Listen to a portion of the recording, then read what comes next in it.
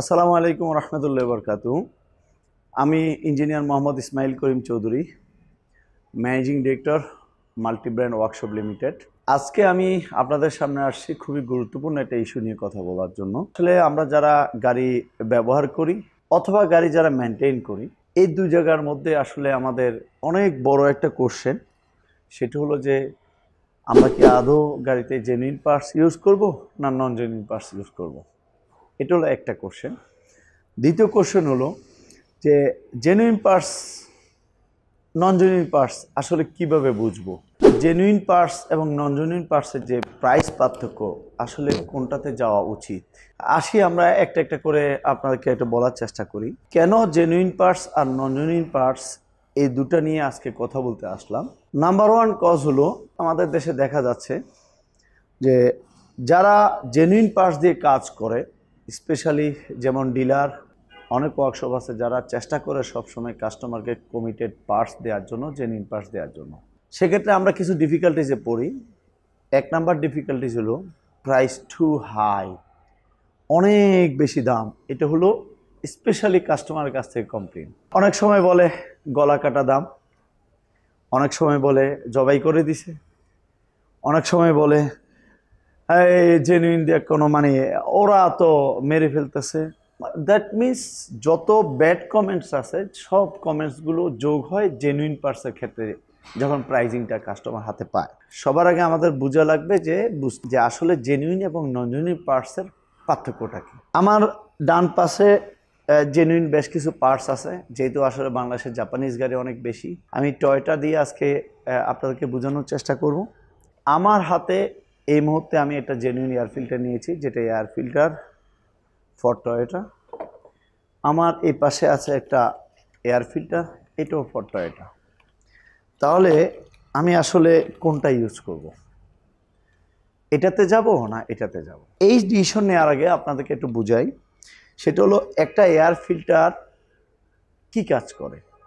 কাজ করে হলো আমার বাতাসে যেই পরিমাণ ডাস্ট, যেটা আমি খালি চোখেও দেখতে পাই না, এই ডাস্টগুলোকে সে প্রোটেক্ট করে যেন ইঞ্জিনের মধ্যে ডাস্ট না যায়। কারণ ইঞ্জিনের মধ্যে যদি ডাস্ট যায় সেটা অটোমেটিক্যালি আপনার ইঞ্জিনের যে সিলিন্ডারের যে লাইনার এবং ইঞ্জিনের পারফরমেন্স ডে বাই ডে ডেটোরেট করবে, ইঞ্জিন অয়েলের কোয়ালিটি ডেটোরেট করবে, ইঞ্জিনকে আস্তে আস্তে তার কার্যক্ষমতা হারিয়ে ফেলবে। এবং একটা জেনুইন ফিল্টার ইউজ করলে দেখা যাবে যে আপনি 2 লাখ 3 লাখ মাইলেজ চালানোর পরেও আপনার ইঞ্জিন পারফরমেন্স আপনি ভালো পাচ্ছেন। আর একটা নন জেনুইন ফিল্টার ব্যবহার করলে আপনার কাছে দুইটাই ফিল্টার। আমি যদি বেসিক্যালি একটু আনপ্যাক করে দেখাই, এখানে পার্ট নাম্বার 1 দেখাচ্ছে, তারপর হলো ফিল্টার দেখতে একদম এক। কোয়ালিটির ক্ষেত্রে আমি বলবো এটাকে যদি আমি 100 মার্ক দেই, এটাকে মার্ক দিব 10। তার মানে 90% কোয়ালিটি ডেটোরেট করা। কারণ এটার যে মাইক্রনগুলো আছে, ফিল্টার যে ডাস্ট কন্ট্রোল করার যে ক্যাপাসিটি আছে, এটাতে আপনি পাবেন না প্রপারলি। হ্যাঁ, বড় বড় ডাস্টগুলোকে প্রোটেক্ট করবে, বাট যেটা খালি চোখে দেখা যায় না সেই ধরনের ডাস্ট প্রোটেক্ট করার 100% ক্যাপাসিটি তার নাই। তাহলে আমরা ফিল্টার যদি ইউজ করি গাড়িতে, তাহলে কেন আমি জেনুইনটা করব বা নন জেনুইনটা কেন করব? এক নাম্বার হলো, হ্যাঁ, এটা অবশ্যই কাউন্টেবল একটা ইস্যু যে জেনুইন ফিল্টার অনেক দাম বেশি, এক্সপেন্সিভ। তাহলে আমরা কি করব এই মুহূর্তে? আমি ইউজার, আমার এখন কি করা আছে? জেনুইন এবং নন জেনুইনের মধ্যে অনেক কোয়ালিটি আছে। ধরে নিলাম আমি জেনুইন একটার দাম দিয়ে, এটার দাম ধরে নিলাম 1800, 2000 বা হোয়াট এভার ইট ইজ একটা দাম। এটার দাম হলো 250, 300, 350, 400 এই ধরনের। আসলে এই নন জেনুইন এয়ার ফিল্টার সর্বনিম্ন দাম 250 থেকে শুরু করে 400, 500, 700, 800, 1000, 1200 বিভিন্ন রেঞ্জে আছে, বিভিন্ন দেশের আছে। কিছু ফিল্টার বাংলাদেশে ম্যানুফ্যাকচার হয়, কিছু ফিল্টার চায়নায় ম্যানুফ্যাকচার হয়, কিছু ফিল্টার কোরিয়া, বিভিন্ন দেশ থেকে আসলে এই ফিল্টার আমরা ইম্পোর্ট করে থাকি এবং আমাদের দেশেও অনেক ফিল্টার তৈরি হয়। এখন বক্তব্য হলো যে ফিল্টারটা আমাদের দেশে তৈরি হয় অথবা চায়না যে ফিল্টার, এর মধ্যে কিন্তু বিভিন্ন কোয়ালিটির আছে।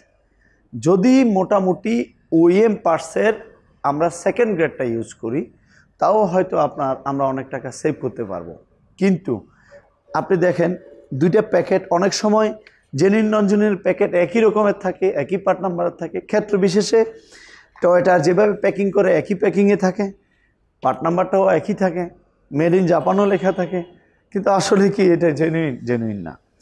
এখন এই জায়গাটাতে আমাদের কি করব, আমি সবার আগে কাস্টমারদেরকে বলবো যে সবসময় আপনি যদি আপনার গাড়িকে ত্রুটিমুক্ত রাখার চেষ্টা করেন, ডিউরেবিলিটি বাড়াইতে চান অথবা লংজারভিটি বাড়াইতে চান অথবা সেফটি বাড়াইতে চান, পারফরমেন্স ভালো চান, my suggestion is you have to go with the genuine parts. হয়তো একটু এক্সপেন্সিভ, বারবার চেঞ্জ না করে আপনি কয়েকবার প্রতি একটা সার্ভিসে আপনি এসে এটাকে মেনটেন করতে পারেন। ব্লু এয়ার দিয়ে বাতাস যতটুকু সম্ভব ডাস্টগুলোকে বের করে যতটুকু সম্ভব ক্লিন করা যায়, পরবর্তীতে আপনি রিপ্লেস করতে পারেন। যে আমরা যদি নন জেনুইন ব্যবহার করি সেক্ষেত্রে আমাদের যেটা করা লাগবে গুড কোয়ালিটি। নন জেনুইনেরও অনেক কোয়ালিটি আছে, অ্যাটলিস্ট ওর্স কোয়ালিটি না করে অ্যাটলিস্ট গুড কোয়ালিটিটা যদি আমরা আইডেন্টিফাই করে ব্যবহার করতে পারি তাও অনেকটা চলে। বাট জেনুইনের বিকল্প কখনোই নন জেনুইন হইতে পারে না, এটা আমরা মাথায় নিব। তাহলে কেন জেনুইনের বিকল্প নন জেনুইন হইতে পারে না? সর্বপ্রথম হলো গাড়ির পারফরমেন্স ডে টু রেট করা। দ্বিতীয় হলো গাড়ির লংজারভিটি, গাড়ি যেই পরিমাণ আমাকে লাইফ লং ব্যবহার করার কথা, লংজারভিটি কিন্তু যাবে না। তৃতীয় হলো সেফটি, কারণ আমার যখন জেনুইন পার্ট ইউজ করব না তখন কিন্তু আমার সেফটি কনসার্ন হতে পারে। যদিও আমার সামনে শুধু এখন আমি এয়ার ফিল্টার নিয়ে কথা বলছি, রিলায়েবিলিটি কতটুকু থাকবে, ডিউরেবিলিটি কতটুকু থাকবে, এটা কিন্তু পাবো আমরা জেনুইন পার্টসে। নন জেনুইন পার্টসের মধ্যে BQ থাকবে, কারণ নন জেনুইন পার্টস সব ক্ষেত্রে ব্যবহার করা যাবে না। আমি আপনাদেরকে বলার চেষ্টা করছি, আপনি আপনার টেকনিক্যাল টিমের সাথে কনসাল্ট করবেন কি কি জিনিস জেনুইন গাড়িতে ব্যবহার করা যায় আপনার মার্কেট, আর কি কি জিনিস অবশ্যই OEM পার্টসের সাথে যেতে হবে।